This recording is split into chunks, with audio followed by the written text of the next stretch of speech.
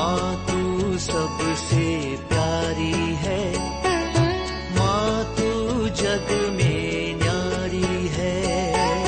माँ तू सबसे प्यारी है, माँ तू जग में न्यारी है।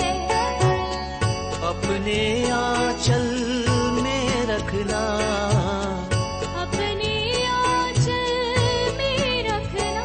हमें वरदानों से भरना। माँ तू सबसे प्यारी है, माँ तू जग में न्यारी है। माँ तू सबसे प्यारी है, माँ तू जग में न्यारी है। पिता, पुत्र और पवित्र आत्मा के नाम पर आमीन। आप सबों को जय यीशु। हम लोगों ने प्रकाशना ग्रंथ के विषय में जब पढ़ाई शुरू किया, पहले क्लास के अंदर प्रकाशना ग्रंथ को क्यों लिखा गया, कौन सी भाषा में लिखा, और इसके लिखने का पीछे का मुख्य कारण हमें मालूम है। जो सम्राट डोमिशियन के समय पर क्रिश्चियों पर जो अत्याचार चलना शुरू कर दिया, वो स्वयं अपना मूर्ति बना करके मैं स्वयं ईश्वर है बोल करके पूजा करवाना, उसके सामने दंडवत करना, उसका सामने दोपार्पण करना, ये सब नियम जब बनाया, क्रिश्चियन लोगों के लिए बहुत मुश्किल वाला काम था। तो उन्होंने क्रिश्चियों ने जब उसको मना करते हैं, क्रिश्चियों को पकड़ पकड़ करके मार डालना शुरू किया था। और उससे पूर्व में हमें मालूम है सन 64 में 16 जुलाई को जो रोम के ताइबर नदी के जो तट पर जो झुग्गियों में जो आग लगाया, वो आग रोम के अधिकतर भागों को जला करके राख बना दिया था। और नीरो सम्राट ने स्वयं ये करवाया, लेकिन वो क्रिश्चियों के ऊपर इस दोष को डाला। इसलिए सब लोग क्रिश्चियों के ऊपर अत्याचार करना, पुलिस पकड़ पकड़ करके उन्हें मार डालना शुरू किया। जो गुनाह नहीं किया उसके लिए उनके दंड मिल रहा था।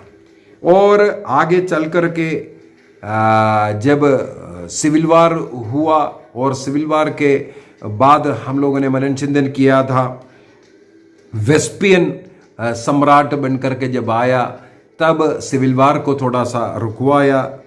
उनके 10 साल के राजा बनने रहने के बाद, उनके मृत्यु के बाद उनका पुत्र टाइटस राजा बना। और इसके बाद उनके भाई डोमिशियन जब सम्राट बना, तब फिर से क्रिश्चियों के ऊपर अत्याचार शुरू हुआ।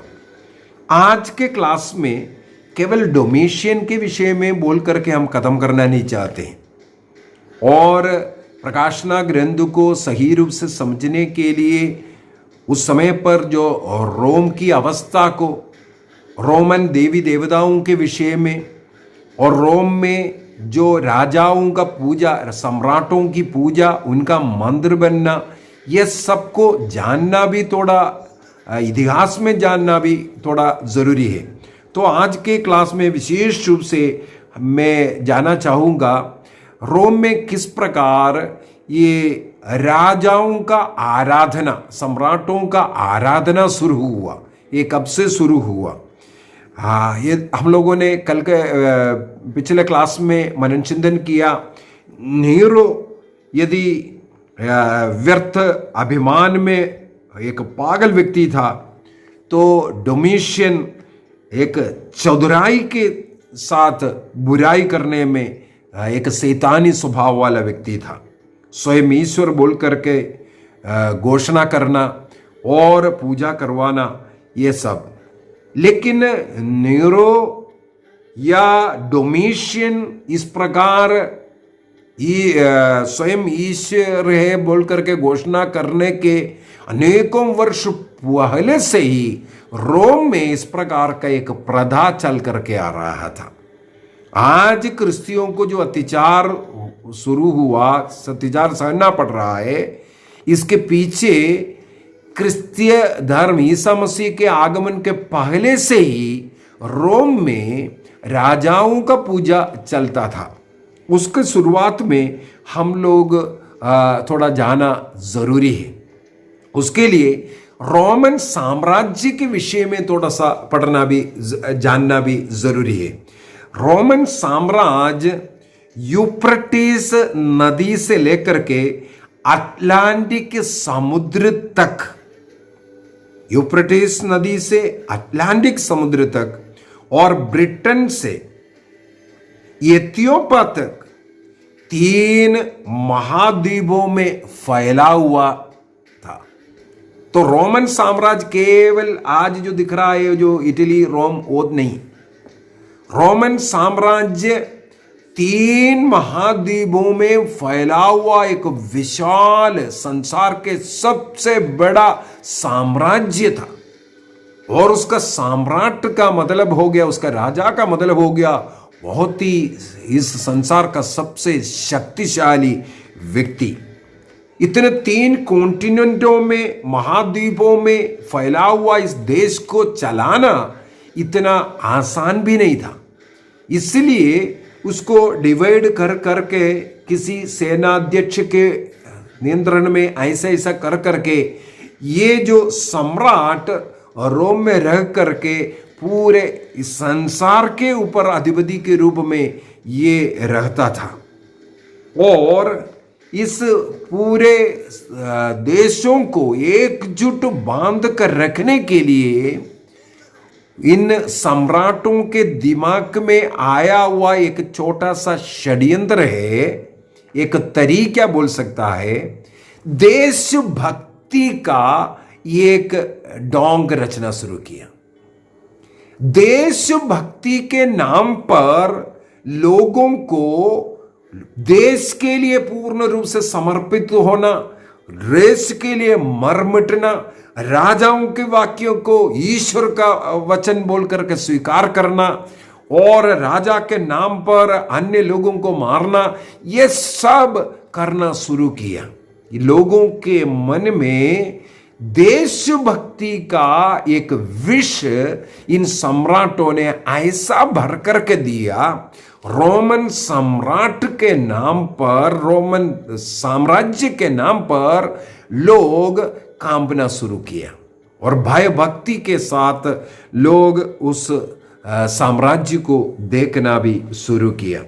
और रोमन साम्राज्य के अंदर जो रहने वाले लोग सम्राट के जो बात को इस प्रकार मानते थे, ये सम्राट के कारण पूरे विश्व में शांति है, इस विश्व को चलाने वाला ये सम्राट है, ये बोल करके लोगों के मन में ऐसा जो डाल दिया है। हमें मालूम है उस जमाने में कोई पढ़े लिखे नहीं है, जो पढ़े लिखे कुछ लोग जो बोलता है उसको आंख बंद कर करके विश्वास करने वाले बिल्कुल सरल लोग, हम लोग ये बोल सकता है। ऐसे लोगों को इस प्रकार मोड़ना बड़े आसान बात था। एशिया माइनर, विशेषकर एशिया माइनर में इस देशभक्ति का ये जो कार्यक्रम को इन लोगों ने बड़े सही रूप से चलाने में विजयी हुआ। एशिया माइनर में इसलिए इन लोगों ने क्या किया, एक रोमन देवता का मंदिर भी बनाया, हमारे देश की देवता ऐसा बोलकर रोमन देवी देवता। और सबसे पहले स्मिर्ना में बीसी 195 में, बीसी 195 में स्मिर्ना में लोगों ने रोमन देवी देवताओं के लिए मंदिर बनाया और देशभक्ति के नाम पर उन लोगों ने उस देवी देवताओं का पूजा कराना शुरू किया। हमारा देश को चलाने वाला ये ईश्वर है, ये रोमन देवी देवता बोल करके उनका मंदिर सबसे पहले बीसी ईसा पूर्वी 195 में 195 में स्मिर्ना में मंदिर बनाया। इसके बाद जगह जगह पर इस प्रकार का रोमन देवी देवताओं के नाम पर मंदिर बनाना शुरू किया। और सम्राटों ने क्या किया, इसके बाद धीरे धीरे ये रोमन देवी देवताओं का पूजा देश प्रेम ये बोल करके जो किया, इसके बाद सम्राटों की पूजा में धीरे धीरे बदला। देशभक्ति, इसके बाद अधिकारियों का भक्ति, पॉलिटिकल लीडर्स का भक्ति,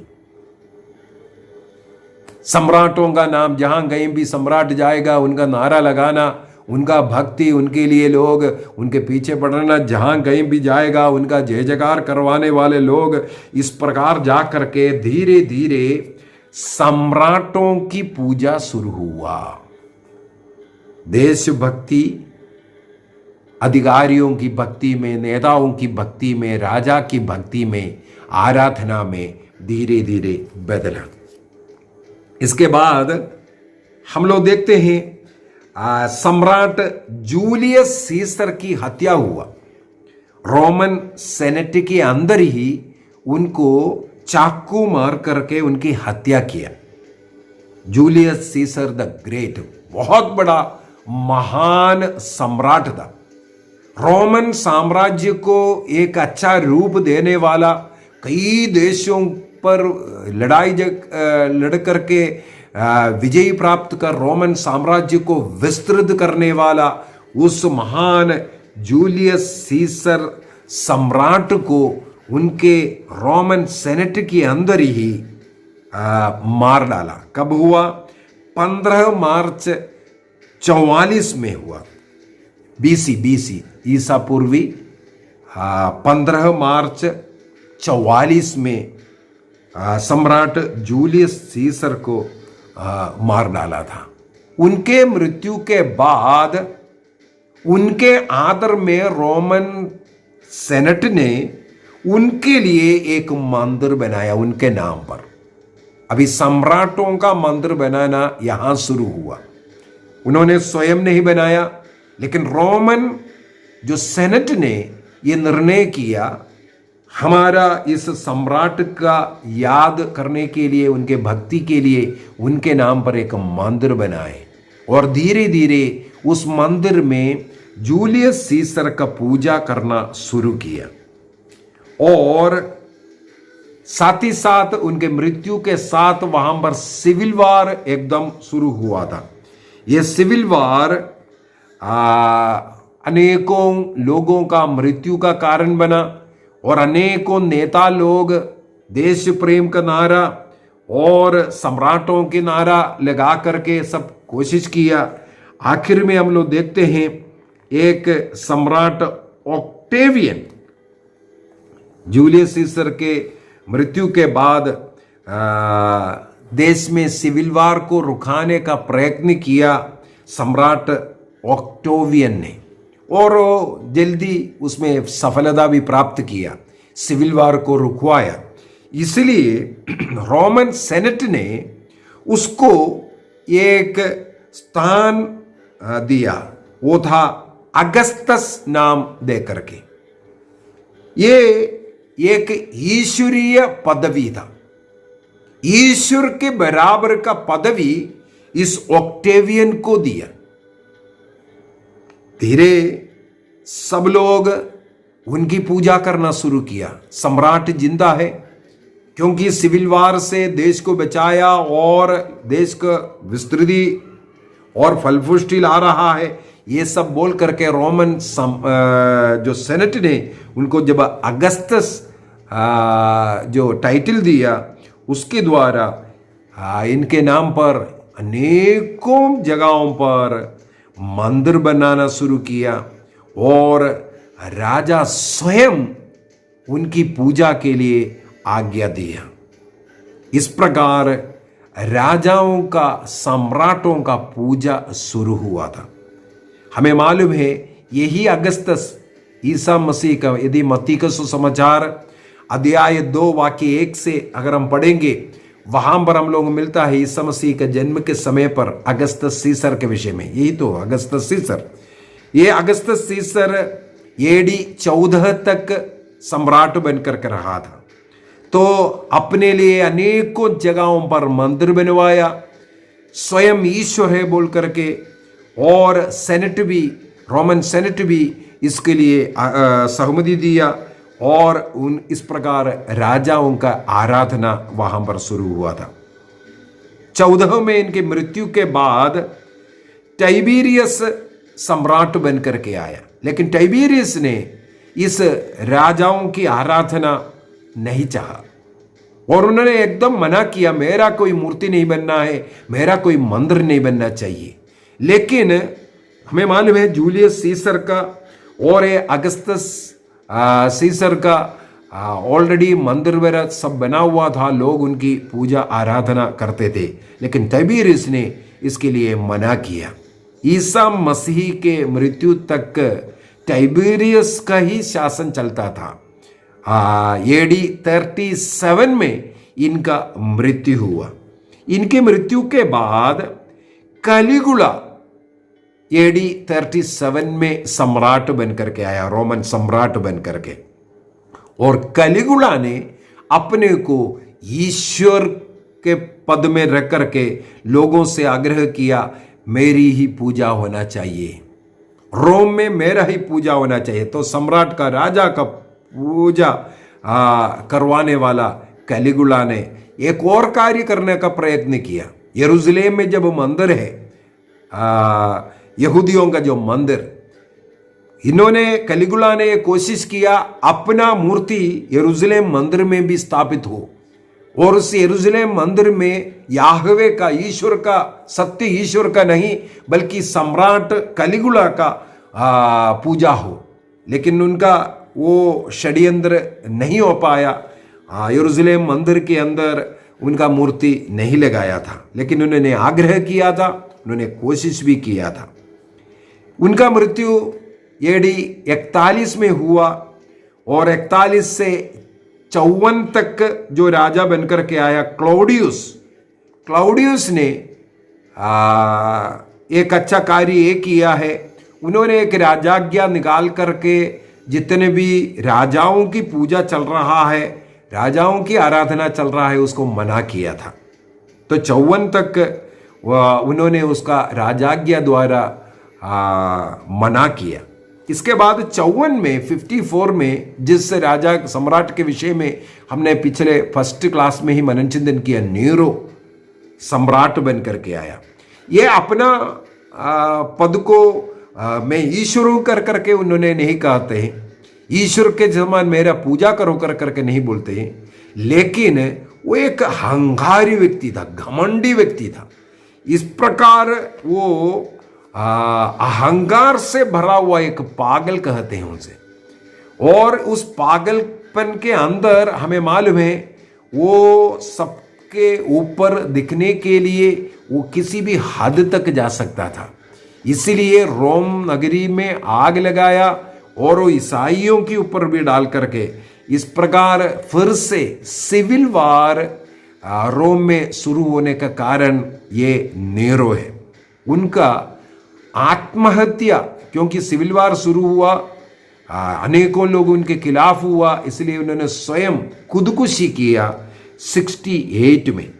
68 में जब खुदकुशी हुआ, सिविल वार चल रहा था, एक के बाद एक कर करके 3 ऐसे आर्मी चीफ लोग सम्राट का कुर्सी में बैठने का प्रयत्न किया, लेकिन सिविल वार को चलते उन तीनों को विरोधियों ने मार डाला, इसलिए वो सम्राट बनकर के नहीं रह पाया।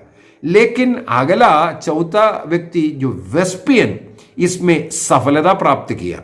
वो 69 में सम्राट बन करके उस गद्दी पर बैठा और सिविल वार को कंट्रोल करने में वो सक्षम बना, और इन्होंने राज आराधना मना किया, देश में शांति लाने का बहुत प्रयत्न किया, 69 से 79 तक 10 साल ये सम्राट बनकर रहा।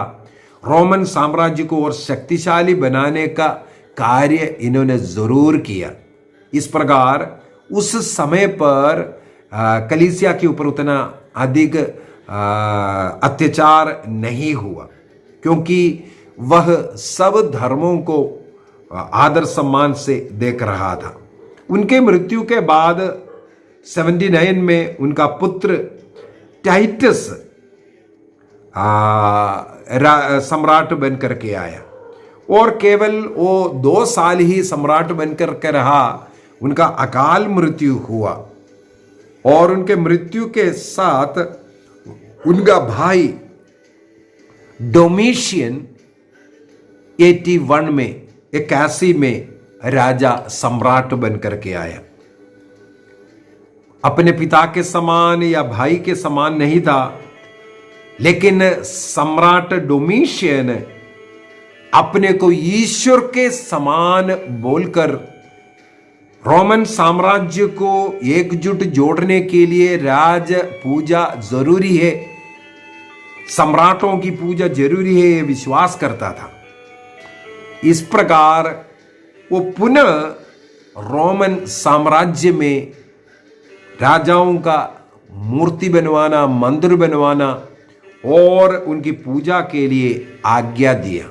यदि इससे पहले चाहे कैलिगुला हो या कोई और व्यक्ति का जो पूजा हुआ है, वो अपनी इच्छा से अपने आप बोल करके नहीं, बल्कि रोमन सेनेट उसका अप्रूव किया था।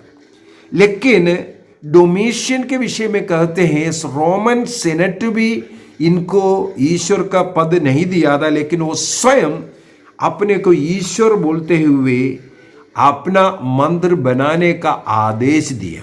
केवल इतना ही नहीं, डोमिशियन ने ऐसा राजाज्ञा निकाला जो रोमन साम्राज्य में रहने वाले हर एक व्यक्ति को साल में कम से कम एक बार उनके मूर्ति के सामने जाकर के खड़े होकर के हमारे प्रभु और ईश्वर कह करके उन्हें पुकारना है, अर्थात हमारे प्रभु और ईश्वर के स्थान पर उन्हें मानना है और उनका धूपार्चना करना है, उनकी पूजा करना जरूरी था।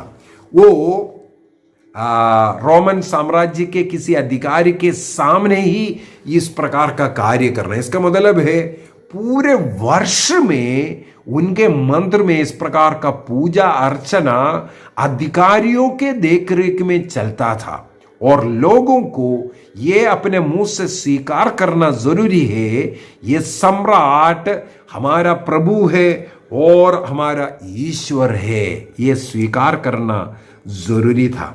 और जब कहीं राजा को संबोधित करना है तो यही बोल करके हमारे प्रभु और ईश्वर बोल करके सम्राट को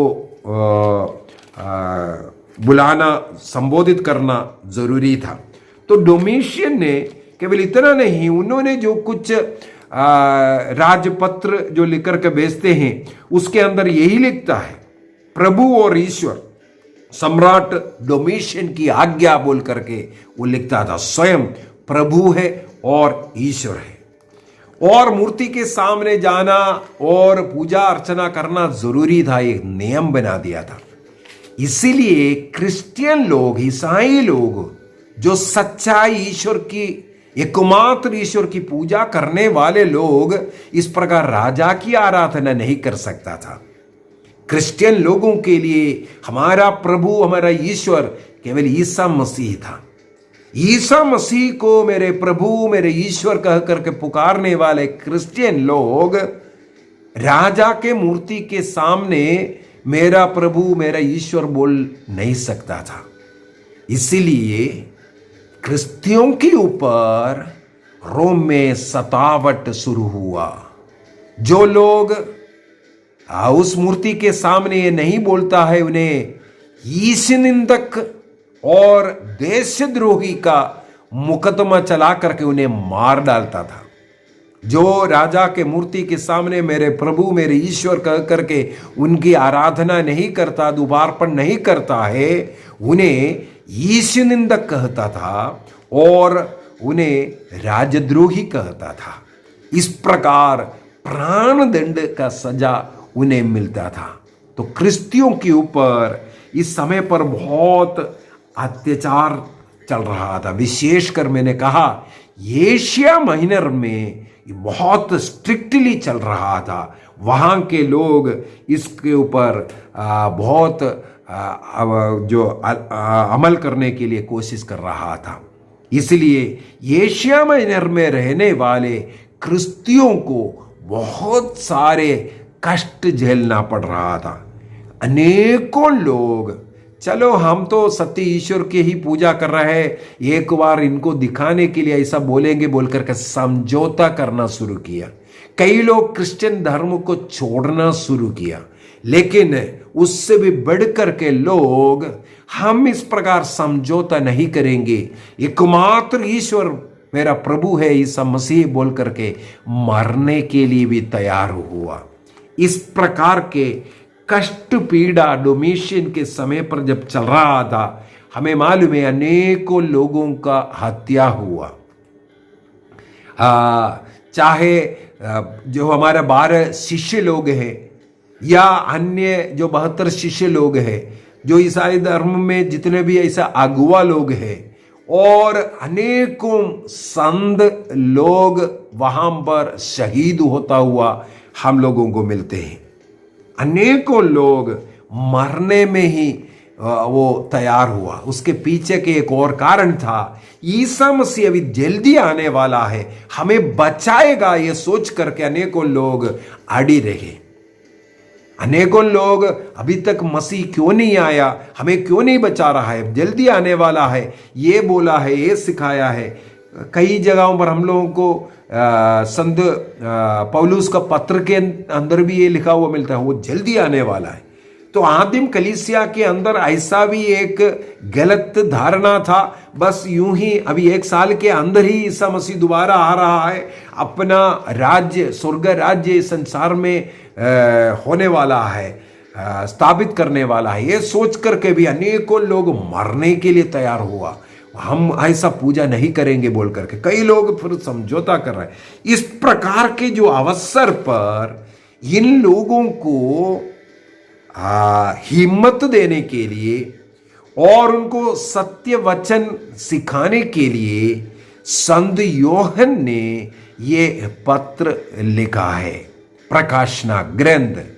उस समय पर संत योहन का जो मुख्य 7 कलीसिया, सार्वत्रिक कलीसिया और संत योहन से जो सीखने वाले जो कलीसिया था, उन कलीसियाओं में इस पत्र को लेकर के भेजा, तुम लोग हिम्मत नहीं हारना, ये जो राक्षस लोग, ये जो शैतान का कार्य, ये जल्दी समाप्त हो जाएगा, हम लोगों को मुक्ति मिलेगा। ये हिम्मत बंधाने वाला पत्र प्रकाशना ग्रंथ के रूप में इसलिए लिख करके भेजा ताकि ये कलीसिया में लोगों को पढ़कर के सुनाए, हिम्मत बंधाने के लिए।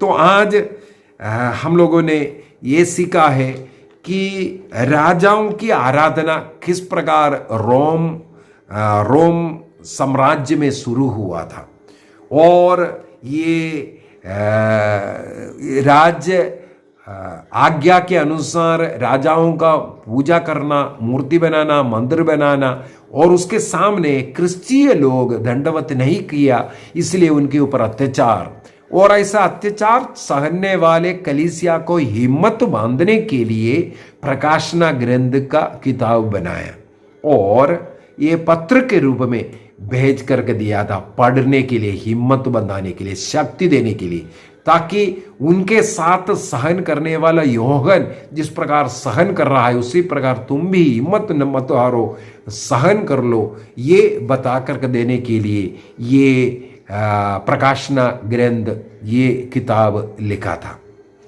आगे और भी हम पढ़ेंगे भाषा के विषय में, और कौन सी भाषा में क्या क्या है उसका अर्थ, ये सब हम सीखेंगे प्रकाशना ग्रंथ के विषय में। आइए हम प्रभु को धन्यवाद दें और मनन चिंतन करें। आज भी उन रोमन सम्राट के समान हमारे देश में भी, इस दुनिया में भी नेता लोग हैं, अपना वाह वाह करने वाला, अपने नाम के गुणगान आराधना करवाने वाले, अपने मूर्ति रखवाने वाले, अपने नेता अधिकारी को सर्वस्व है, उनके कारण पूरा देश चल रहा है, वो आकर के हमारे देश को ये सब बनाया, ये सब दिया, ये सब फैला करके झूठे प्रचार कर वाह वाह करते हुए जो राज आराधना लेने वाले लोग शैतान का रूप है। याद कीजिए ऐसे नेताओं को। जिस प्रकार रोमन सम्राटों ने जो कार्य किया, उसी प्रकार हमारे देश में अपनी पूजा, अपनी आराधना, अपना महत्व, उसके लिए कुछ भी करने के लिए तैयार है। व्यक्ति पूजा के द्वारा कुर्सी लेकर लोगों के ऊपर अत्याचार, अधिकार जमाने वाले,